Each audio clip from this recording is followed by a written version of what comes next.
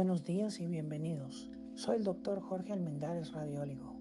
Hoy veremos juntos la anatomía articular. Comencemos. Antes de comenzar, veamos el recorrido de hoy. La sesión tiene 6 partes bien definidas. En la primera abordaremos el concepto y la clasificación de las articulaciones. En la segunda estudiaremos la articulación sinovial en detalle: cápsula, cartílago, membrana y líquido. En la tercera, las estructuras accesorias y la irrigación: meniscos, ligamentos, bolsas, vascularización e inervación. En la cuarta, entraremos en la biomecánica: los movimientos, la estabilidad, el rango articular y el sistema de palancas. En la quinta, revisaremos 5 articulaciones modelo: hombro, codo, rodilla, cadera y la temporomandibular. Y en la sexta cerraremos con la clínica, la patología articular y el envejecimiento, con su correlación en imagen. Avancemos entonces paso a paso. Primera parte: concepto y clasificación. Vamos a definir qué es exactamente una articulación y agruparla según su grado de movimiento, desde las totalmente inmóviles hasta las de movimiento libre. Aunque dependemos de los huesos para sostenernos, la inmovilidad total nos dejaría poco mejor que una estatua. Y aquí está la clave: los huesos no se doblan por su diáfisis, por su parte media. El movimiento se contrae en las articulaciones. Una articulación existe en todo punto donde se reúnen 2 o más huesos. La palabra viene del griego artron, que significa juntura. Ahora bien, esos huesos pueden estar en contacto directo o estar separados por tejido fibroso, por cartílago o por líquido. Y precisamente eso determina cuánto movimiento permiten. La rama de la anatomía que estudia las articulaciones es la artrología. Analiza su estructura, su clasificación, su función y las estructuras que las sostienen y las estabilizan. Y quiero que se lleven una idea que nos acompañará durante toda la clase. La forma de cada articulación es inseparable de su función. ¿Cómo clasificamos las articulaciones? Lo hacemos de 2 formas complementarias. La clasificación funcional se basa en el grado de movimiento que permiten. La clasificación estructural en el material que une los huesos, que puede ser fibros, cartilaginoso o sinovial. Concentrémonos en la funcional, que distingue 3 grandes grupos. La sinartrosis de sin juntos son articulaciones prácticamente inmóviles. Los ejemplos clásicos son las suturas del cráneo y la gonfosis, que fija el siguiente al hueso. Las anfiartrosis de anfi a ambos lados permite un movimiento escaso pero real, como la sínfisis del pubis o los discos intervertebrales. Y las diartrosis de dia a través son las de movimiento libre y amplio: el hombro, la cadera, la rodilla, el codo. Fíjense en la progresión: sin movimiento, movimiento escaso, movimiento amplio. Y recuerden la regla que iremos confirmando: a más movimiento suele haber menos estabilidad. Esta tabla es muy útil porque cruza las 2 clasificaciones. Dentro de las sinartrosis inmóviles hay 4 variantes estructurales. La sutura, un entrelazamiento fibroso como entre los huesos del cráneo. La gonfisis, el encaje del miliente en su alvéolo media del ligamento periodontal. La sincondrosis, con una lámina de cartílago entrepropuesta, como los cartílagos de crecimiento epifisarios. Y la sinostrosis, cuando 2 huesos terminan fusionados en una sola masa ósea. En la anfiartrosis de escaso movimiento tenemos la sindesmosis, una conexión ligamentosa como entre la tibia y el perone, y la sínfisis, una almohadilla de fibrocartílago como en el pubis o entre los cuerpos vertebrales. Finalmente, las diartrosis, todas sinoviales, se subdividen según los planos en que se mueven: monoaxiales en un solo plano como el codo o el tobillo, biaxiales en 2 planos como la muñeca, y triaxiales en los 3 planos del espacio como el hombro y la cadera. Segunda parte: la articulación sinovial. Estudiaremos en detalle su cápsula, su membrana, el cartílago y ese líquido tan particular que la lúbrica, la nutre y la protege. Entramos ahora en la verdadera protagonista de la clase: la articulación sinovial, es decir, la diartrosis. La definen 5 elementos que conviene memorizar. Primero, la cápsula articular, un manguito fibroso que envuelve toda la articulación y se continúa con el periósteo del hueso. Segundo, la membrana sinovial, que reviste por dentro esa cápsula y secreta el líquido sinovial. Tercero, la cavidad articular, el espacio virtual que contiene ese líquido. Cuarto, el cartílago articular, un cartílago hialino que recubre los extremos óseos y reduce la fricción al mínimo. Y quinto, el líquido sinovial, que lubrica, nutre el cartílago y absorbe los impactos.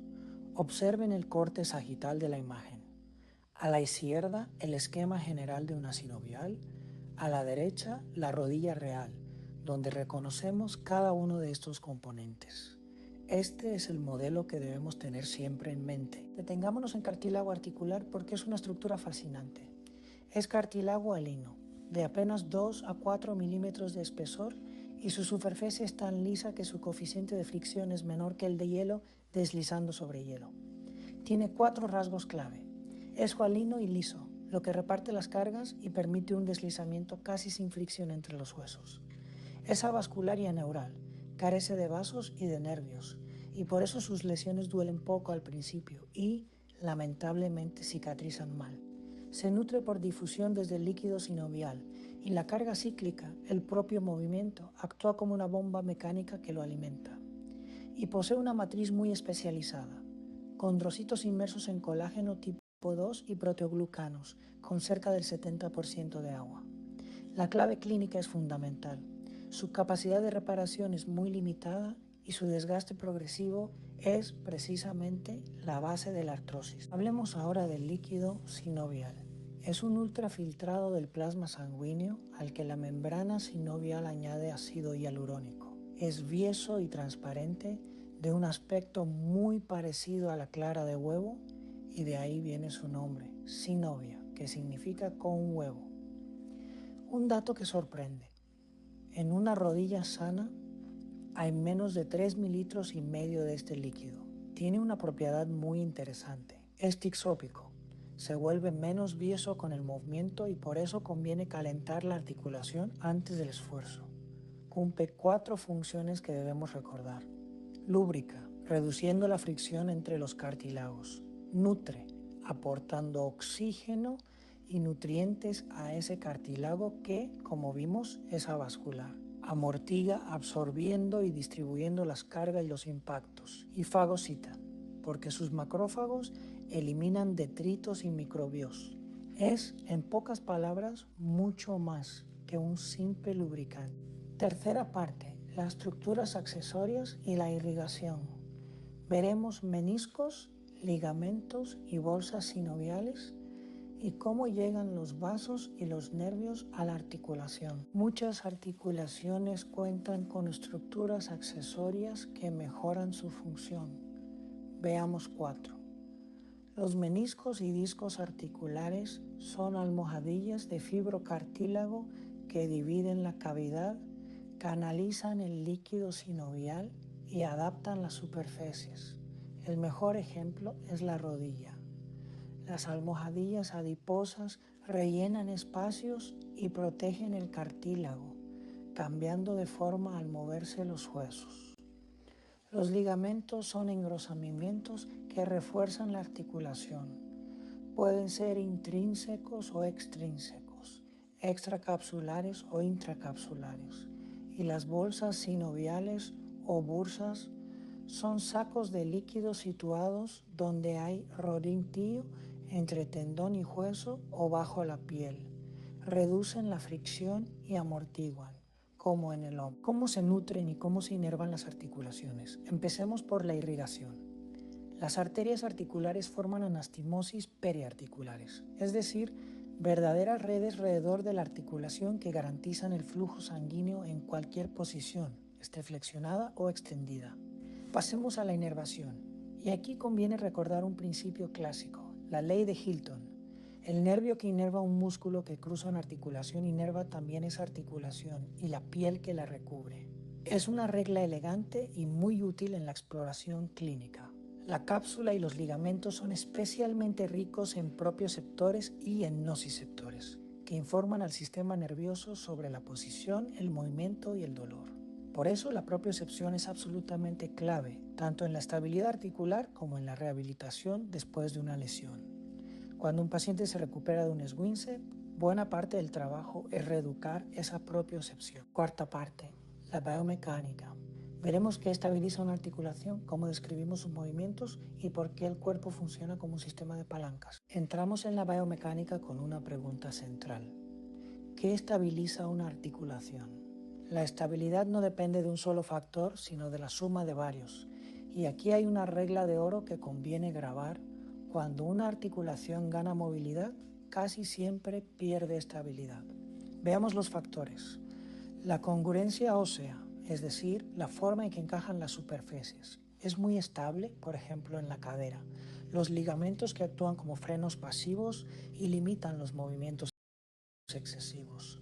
Los músculos y tendones que son estabilizadores activos. En el hombro los principales son los del manguito rotador. La cápsula articular que envuelve y contiene la articulación. La presión negativa intraarticular, esa succión que mantiene unidas las superficies. Y los meniscos y rodetes que profundizan la cavidad y mejoran la congruencia. La estabilidad real es siempre un equilibrio entre todos estos elementos. Para entender el movimiento humano tenemos que relacionar la estructura de cada articulación con su función. Y para describirlo con precisión, los anatomistas usamos un lenguaje común. Todos los movimientos se expresan respecto a la posición anatómica, esa posición de referencia con el cuerpo erguido y las palmas hacia adelante. A partir de ahí, tres conceptos nos ordenan las ideas. El plano es la superficie imaginaria en la que ocurre el movimiento. El eje es la línea imaginaria sobre la que gira el hueso. Y los grados de libertad son el número de planos en los que una articulación puede moverse. 1, 2 o 3. Con este marco describimos los movimientos angulares, que son los más intuitivos. La flexión y la extensión, la abducción y la aducción y la circunducción. Dominar este vocabulario es imprescindible para comunicarnos con precisión en la clínica. Veamos ahora los tipos de movimiento con un poco más de detalle, organizados en tres familias. Los movimientos angulares, la flexión y la extensión, que disminuyen o aumentan el ángulo entre los huesos. La hiperextensión, cuando vamos más allá de la posición anatómica. La abducción y la aducción, que alejan o acercan un segmento de la línea media. Y la circunducción, que traza un cono combinando las anteriores. Los movimientos de rotación, la rotación medial o interna y la rotación lateral o externa, que vemos por ejemplo en la cabeza, en el húmero o en el fémur. Y los movimientos especiales propios de ciertas regiones, la pronación y la supinación del antebrazo, la dorsiflexión y la flexión plantar del pie, la inversión y la eversión, la protracción y la retracción, la elevación y el descenso y la oposición del pulgar, tan característica de la mano humana. ¿Qué determina hasta dónde llega el movimiento de una articulación? Es decir, ¿qué limita su amplitud o rango? Intervienen 5 factores. El primero es la estructura del propio hueso. Existen topes óseos que detienen el movimiento. El ejemplo clásico es el olecranon, que frena la extensión del codo. El segundo es la tensión de los ligamentos, que se tensan al final del recorrido y frenan el movimiento excesivo. El tercero es la disposición muscular. La musculatura y su tono limitan y controlan el rango. El cuarto es la posición de tejidos blandos. El simple contacto entre masas de tejido detiene el movimiento, como ocurre con el bíceps al flexionar el codo.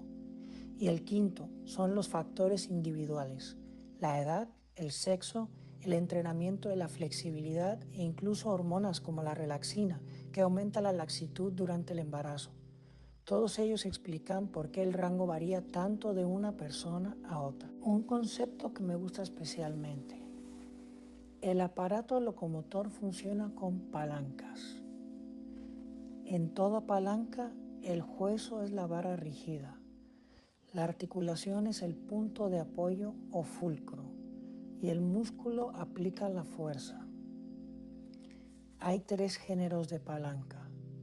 En el primer género, el fulcro se sitúa entre la fuerza y la resistencia.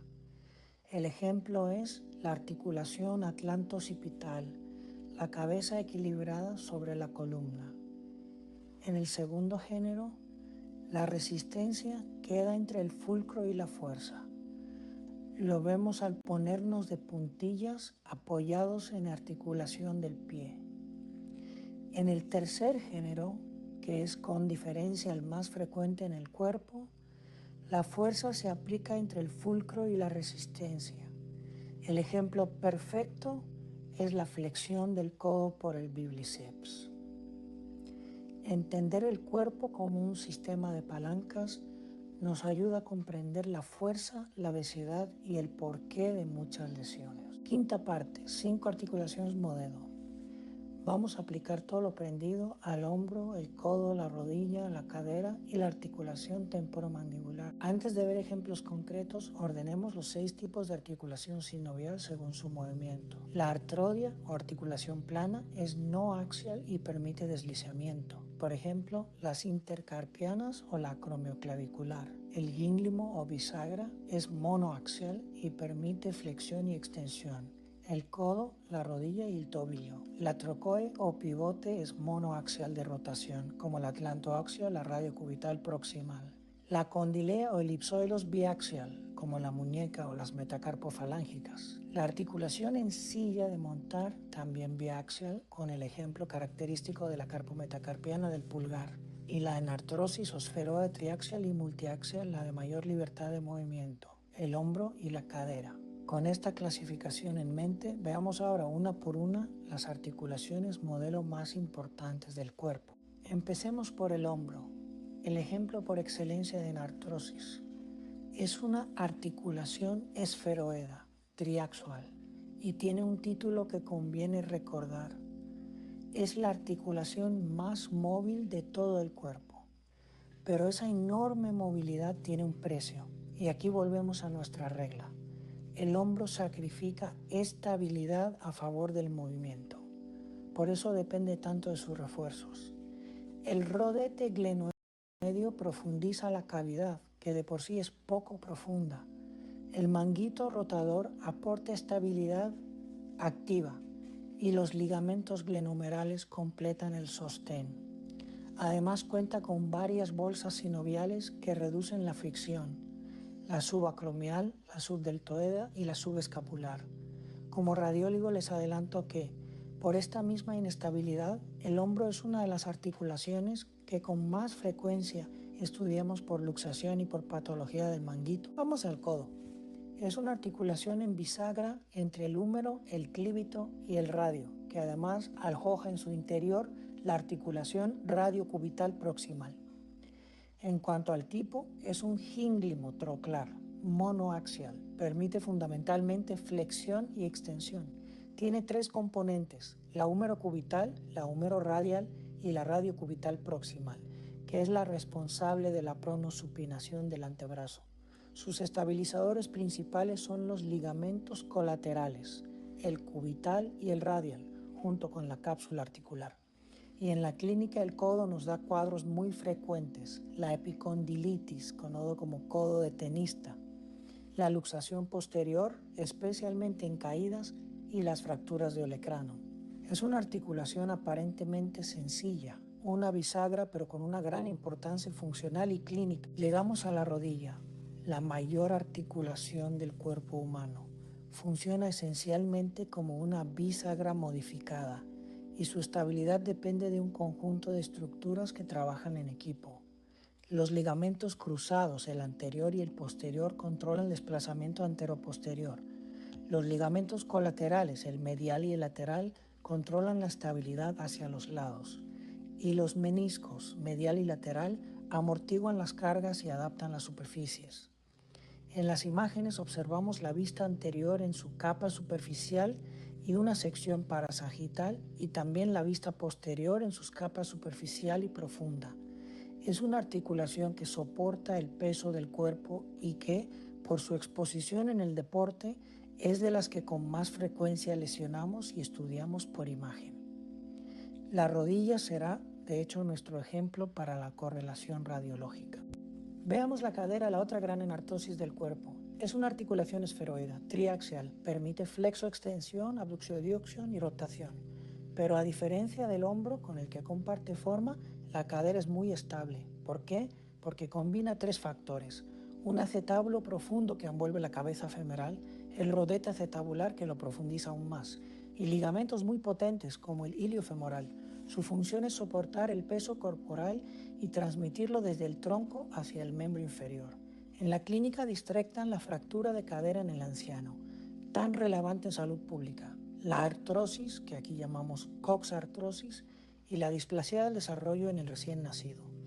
La cadera es el ejemplo perfecto de una articulación que sacrifica algo de movilidad para ganar la estabilidad que exige soportar nuestro peso. Permítanme, como radiólogo, detenerme en la rodilla vista en imagen, porque ilustra muy bien cómo se complementan las técnicas. La radiografía es ideal para el hueso. Nos muestra con nitidez el fémur, la tibia, la rótula y la línea articular, y es nuestra primera herramienta ante un traumatismo o para valorar artrosis. La resonancia magnética, en cambio, muestra las partes blandas, el cartílago, los meniscos, los ligamentos y los tendones que la radiografía no puede ver. En la práctica clínica combinamos ambas: la radiografía para el hueso y la alineación, y la resonancia para el diagnóstico de las lesiones meniscales, de los ligamentos cruzados y del cartílago. En la imagen ven una radiografía en flexión parcial y una resonancia de la rodilla derecha.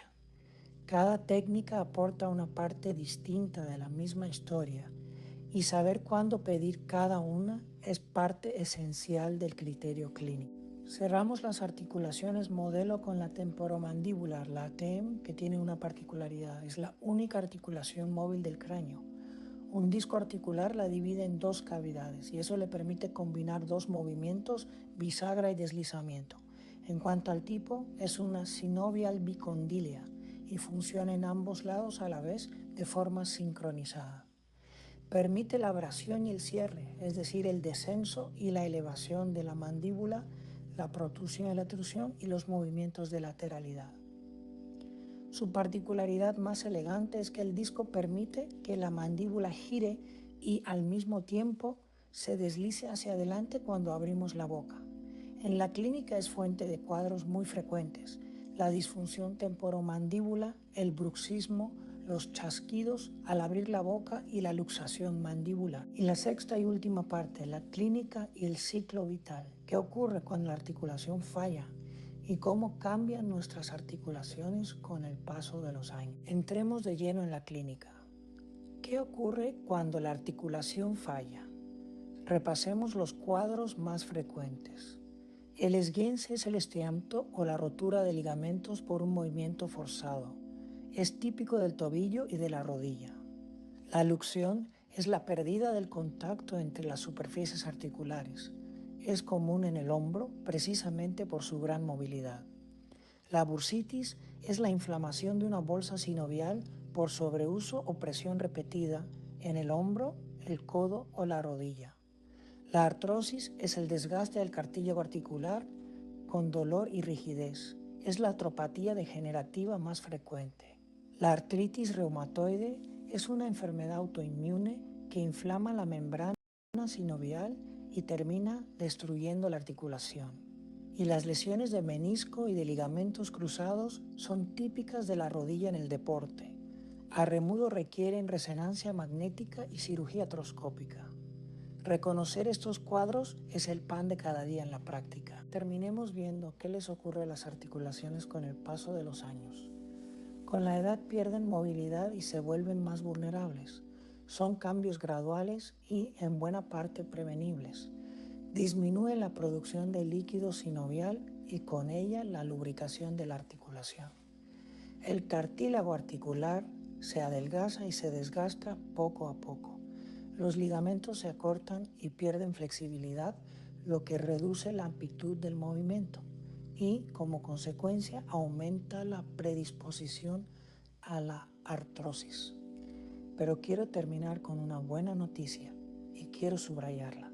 El ejercicio regular y los estiramientos mantienen la movilidad y retrasan estos cambios.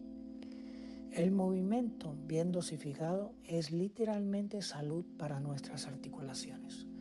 no es exageración decir que mantenerse activo es una de las mejores inversiones para la vida articular. Recapitulemos los puntos clave de la clase. Primero, una articulación existe donde se reúnen dos o más huesos y su estructura determina cuánto movimiento permite.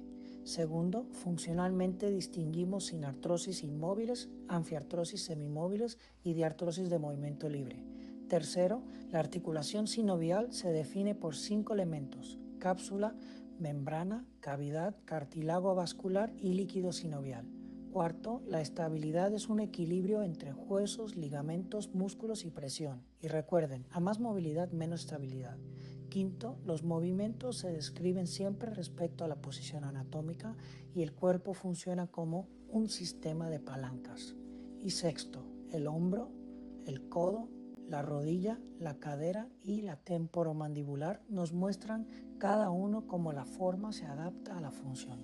Si se llevan estas 6 ideas, se llevan lo esencial de la anatomía articular. Con esto llegamos al final. Gracias por acompañarme.